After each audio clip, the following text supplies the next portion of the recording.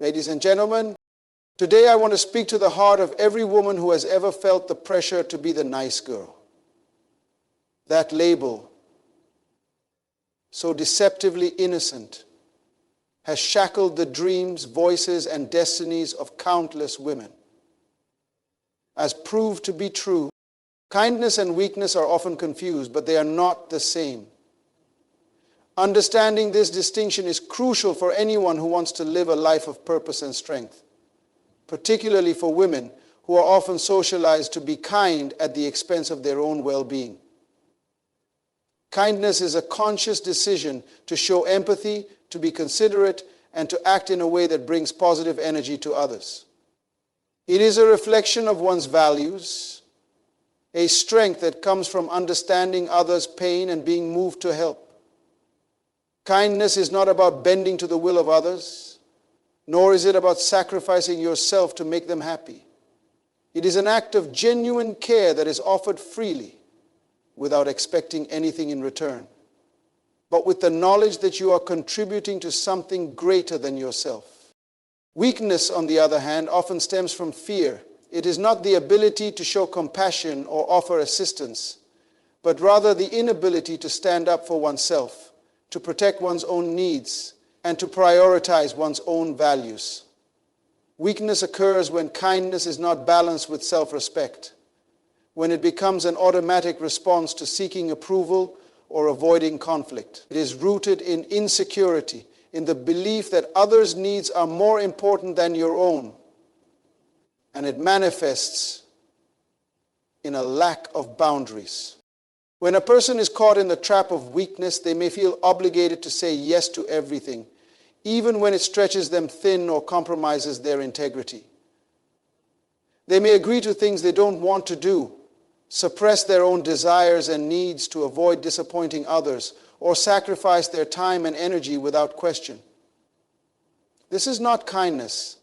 It is an unhealthy form of people-pleasing, which ultimately leads to exhaustion, resentment, and feelings of being unappreciated.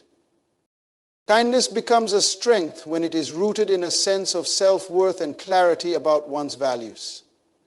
It is about making deliberate, thoughtful choices based on the needs of others, but not at the expense of one's own peace or sense of self.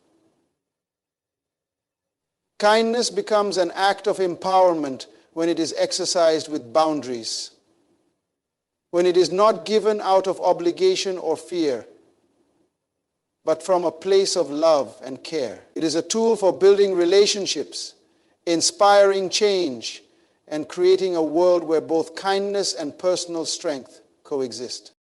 True kindness is not passive. It is active, powerful, and discerning. It is knowing when to offer a helping hand and when to let go. It is about being courageous enough to set boundaries, to say no when necessary, and to protect your energy while still maintaining compassion.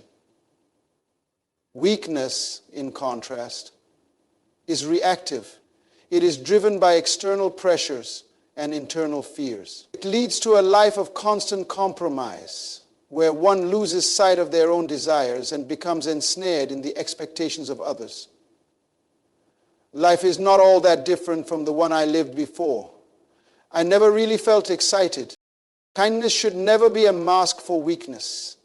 Instead, it should be an outward reflection of inner strength, where you are fully grounded in your own self-respect and values, and your kindness is given freely, without strings attached.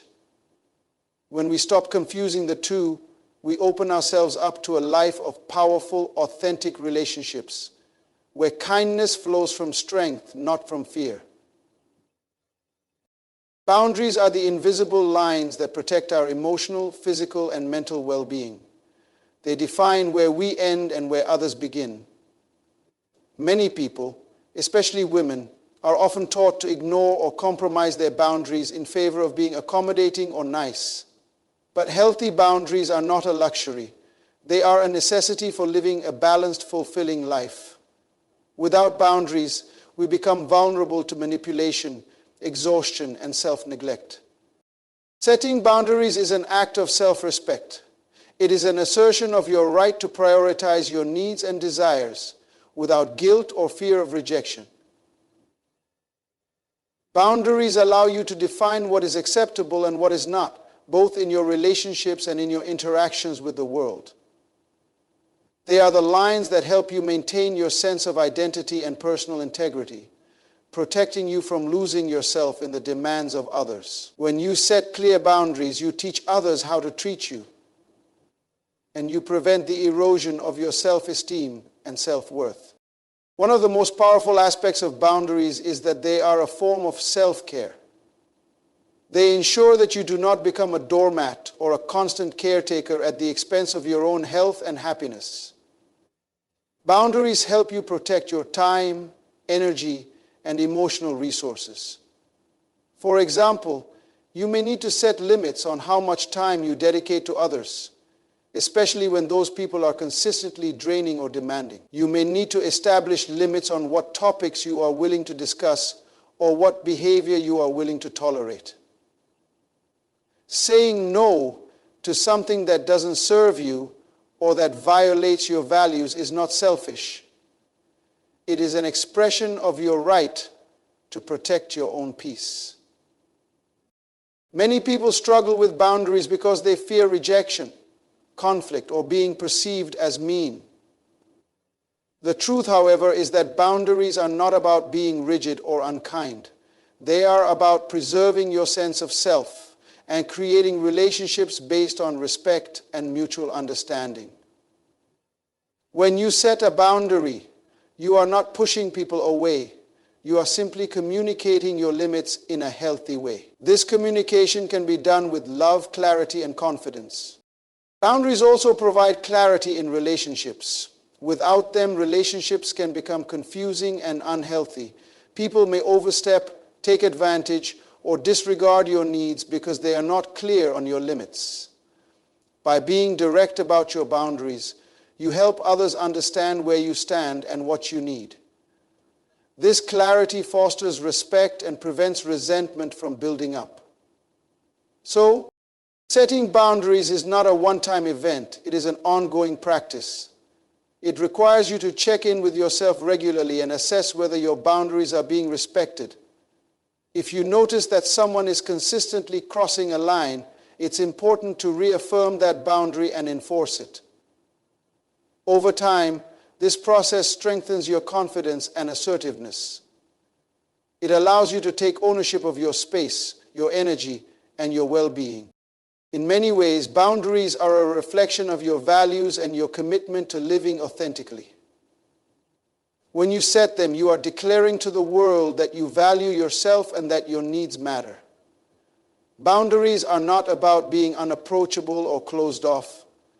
They are about creating a healthy space where you can show up as your true self without compromising who you are or what you stand for. And this is why finishing the sentence is a relatively easy task and a relatively difficult one. They give you the power to protect your peace and preserve your energy so that you can give your best to the people and pursuits that truly matter to you. People-pleasing is a trap that many individuals, especially women, fall into, often without realizing the damage it causes. It starts as a seemingly innocent desire to make others happy, to be liked, and to avoid conflict. But over time, this behavior morphs into a dangerous pattern that erodes your self-worth, compromises your values, and leads to emotional exhaustion. The root of people-pleasing lies in an underlying fear, the fear of rejection or not being good enough. Complex experiences lies in an underlying fear, the fear of rejection or not being good enough. We begin to believe that our worth is measured by how much we can do for others, how much we can give, or how many people we can please.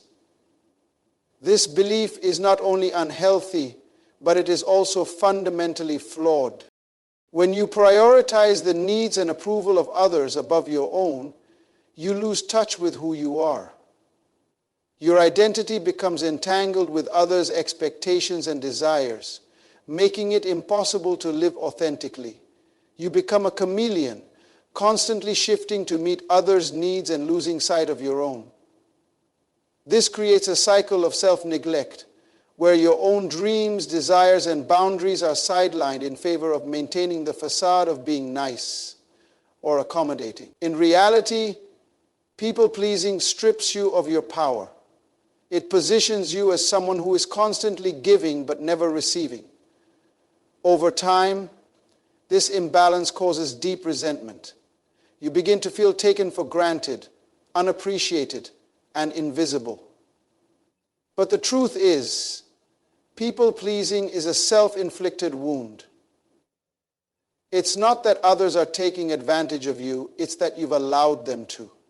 You've conditioned yourself to say yes when you really mean no, and to hide your feelings and needs to avoid upsetting others.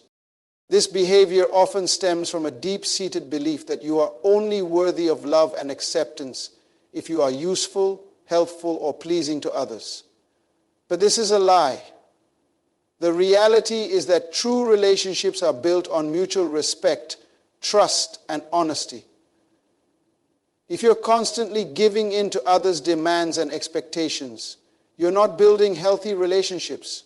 You're fostering an environment where you are seen as a tool to be used, rather than as an equal with your own voice and needs.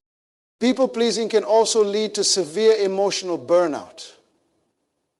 Constantly catering to others can leave you feeling drained, disconnected from your own needs, and overwhelmed by the sheer number of things you have to do to keep everyone else happy. You may find yourself stretched thin, juggling multiple responsibilities and running on empty. But no matter how much you give, it never feels like enough. This exhaustion isn't just physical, it's emotional and psychological. You become trapped in a cycle of performing for others, always seeking external validation and never feeling truly fulfilled. What's even more dangerous is that people-pleasing feeds into the belief that your needs are less important than others. Over time, this diminishes your sense of self-worth. You may begin to feel guilty for having needs or desires that conflict with the wants of others. You may convince yourself that you should always be the one to sacrifice, to compromise, or to give. But self-sacrifice, when it comes at the cost of your own well-being, is not noble. It's harmful. The most insidious part of people-pleasing is that it often goes unnoticed by the individual who is engaging in it. It becomes a subconscious coping mechanism that is rooted in fear. Fear of rejection, fear of judgment, fear of being perceived as selfish or unkind. But in reality, the most self-loving thing you can do is stop people-pleasing. Setting boundaries, saying no, and choosing yourself first is not an act of selfishness. It's an act of self-respect. People-pleasing may seem like a way to earn affection, but in truth, it only breeds resentment, exhaustion, and a sense of disconnection from your authentic self. True connection with others comes from a place of honesty, respect, and the ability to show up fully as who you are, without pretending to be someone you're not. For too long, society has attempted to define what it means to be a good woman through narrow, limiting standards. These standards often dictate that women must be self-sacrificing, passive, and constantly concerned with others' needs while neglecting their own. A good woman is often expected to be nurturing, accommodating, and obedient, always striving to please and meet the demands of those around her, particularly the people in her family or her community. However, this outdated and one-dimensional view of womanhood has prevented countless women from embracing their true potential and living authentic, empowered lives. A good woman is not defined by how much she gives of herself or how much she endures without complaint.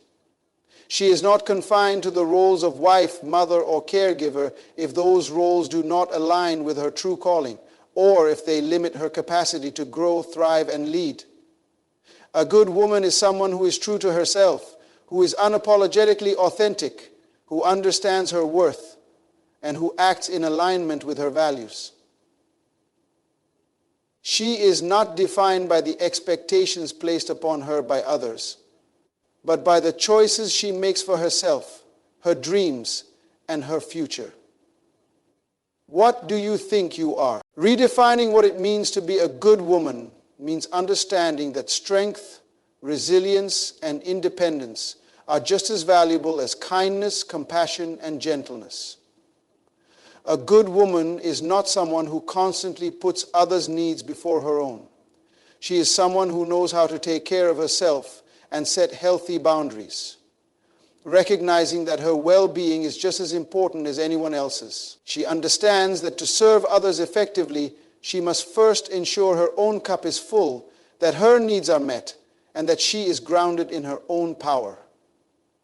A good woman is not one who is afraid to say no, who shies away from discomfort, or who sacrifices her dreams for the sake of others' approval. A good woman is not confined to being selfless to the point of self-neglect. She understands that taking up space in this world is not an act of arrogance, but an affirmation of her existence. She recognizes her own value and refuses to shrink herself to make others feel comfortable. A good woman is courageous enough to speak her truth, to challenge the status quo, and to stand firm in her convictions, even when it means facing criticism or judgment. She does not seek validation from others, but finds it within herself, knowing that her worth is inherent and not dependent on external affirmation, external assessments or opinions. None of them mean anything to her. In redefining womanhood, we must move away from outdated patriarchal expectations and embrace a vision of womanhood that celebrates freedom, agency, and self-expression. A good woman is not a passive figure who exists solely to serve others. She is an active force in her own life and in the world around her. She is capable of leading, creating, and shaping her destiny. She is the architect of her own life, driven by her unique purpose, her passions, and her values. The good woman is not defined by societal pressures or restrictive roles. She defines herself. Being a good woman is about reclaiming your power, knowing your worth, and embracing your full potential without apology. It is about living with integrity, being bold in your decisions, and standing firm in the knowledge that your voice matters. It is about building a life that aligns with your deepest desires and aspirations and never allowing anyone or anything to limit your greatness. It is about living with integrity and being bold in your greatness. A good woman is one who is fully herself, unapologetically and powerfully, regardless of how the world might try to define her. Assertiveness is often misunderstood, especially when it comes to women. Many are conditioned to believe that being assertive is synonymous with being aggressive or domineering, which can lead to hesitation or fear when the time comes to stand up for oneself. However, assertiveness is neither aggressive nor passive. It is the ability to express your thoughts, feelings, and needs directly and honestly, while also respecting the rights of others. Embracing assertiveness is about stepping into your own power, learning to speak your truth without fear, and setting boundaries that reflect your worth and dignity. Being assertive is not about winning arguments or forcing others to do what you want. It is about owning your voice, ensuring that your needs are heard, and standing firm in your beliefs. Assertiveness is a skill that allows you to communicate with clarity and confidence while maintaining respect for yourself and the other person involved. It is about saying no when necessary, setting limits without guilt, and being able to express both agreement and disagreement with equal poise. Assertiveness is essential for creating healthy relationships because it fosters mutual respect, clear communication, and trust. Many women struggle with assertiveness because they are often socialized to be people pleasers or to avoid conflict. From a young age, girls are taught to be accommodating, nurturing, and self-sacrificing, often at the expense of their own needs. This conditioning can lead to a fear of speaking up, of expressing dissatisfaction, or of setting boundaries. Women are often made to feel that they must constantly put others' needs before their own in order to be seen as kind, loving, or good. As a result, they suppress their feelings, avoid confrontation, and tolerate behavior that is disrespectful or harmful, all in the name of being nice. May I challenge you tomorrow, but when you suppress your voice and your needs, you are not being kind to yourself. You are allowing your desires and boundaries to be disregarded, which ultimately leads to frustration, resentment, and a loss of self-respect. Assertiveness, on the other hand, is an expression of self-love. It requires a deep understanding of your own worth and a willingness to advocate for your needs without apology. When you embrace assertiveness, you become more aware of your personal values, desires, and boundaries, and you learn how to express them with confidence. As you embrace assertiveness, you become more caring and compassionate. Being assertive does not mean being rude or dismissive of others' feelings.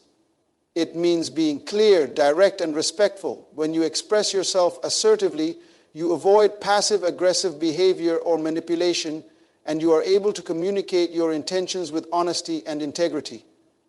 Assertiveness allows you to advocate for yourself in both personal and professional situations. As a result, in the wake of your decision to shift, whether you are negotiating a salary, asking for help, or simply asserting your right to be heard, assertiveness empowers you to take control of your narrative and ensure that your needs are met. Learning to embrace assertiveness also means accepting that not everyone will agree with or like your choices. When you are assertive, you may face criticism, opposition, or discomfort from others. But this is not a reason to retreat or apologize for speaking your truth. Assertiveness is about being true to yourself and being willing to stand by your decisions, even in the face of resistance. It requires courage, self-confidence, and a belief that your voice matters. Assertiveness is not about forcing others to conform to your will. It is about ensuring that your own voice is heard and respected in every interaction. Ultimately, embracing assertiveness is a transformative act. It allows you to reclaim your power, speak your truth, and live a life of authenticity and integrity. It is the foundation of healthy relationships, personal growth, and self-respect. Assertiveness frees you from the constraints of people-pleasing and fear of rejection, and it opens the door to a life where your voice is valued and your needs are prioritized. Owning your power is about recognizing your worth, embracing your strengths, and standing firm in your ability to create the life you desire. It is the realization that you are not defined by others' perceptions or societal expectations, but by your own decisions, actions, and beliefs. Too often, women are taught to diminish themselves, to shrink to fit into roles that others deem acceptable, or to make themselves smaller so that others can feel more comfortable. But true power comes from fully embracing who you are, your voice, your dreams, your abilities, and unapologetically stepping into your own potential. Owning your power is not about control or dominance over others. It is about self-mastery, inner confidence, and alignment with your purpose. It requires a deep understanding that you are enough just as you are, and that you have the ability to create, shape, and transform your life. It means trusting yourself and your decisions without needing constant validation from others. When you own your power, you stop second-guessing your worth or abilities. You no longer need permission to take up space, to speak your mind, or to pursue what you truly desire. One of the key aspects of owning your power is overcoming the fear of judgment or rejection. Many women are conditioned to please others, to act in ways that are socially acceptable, and to seek approval from those around them. This fear of disapproval can lead to self-doubt and a reluctance to assert one's own desires. But when you own your power, you recognize that the opinions of others do not define your value. You learn to trust your intuition and embrace the strength that comes from following your own path, even if it deviates from what others expect or want from you. It's about being confident in your decisions, knowing that you are capable of handling whatever challenges arise. Owning your power also means acknowledging your strengths and talents and using them to create positive change in your life and the world around you. It's about recognizing that you have the ability to influence, to inspire, and to lead in your own unique way. Your ideas, perspectives, and contributions are valuable and worthy of being shared. When you own your power, you stop hiding your talents or dimming your light to make others feel comfortable. You understand that the more you express your full potential, the more you elevate not only your own life, but also the lives of those around you. However, owning your power also requires a sense of responsibility. It is not about living in isolation or using your power to control others.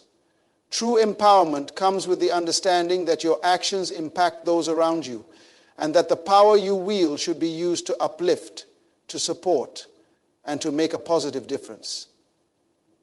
It means choosing to use your voice and influence for good, whether in your personal relationships, your career, or your community. Owning your power is not just about what you can achieve for yourself.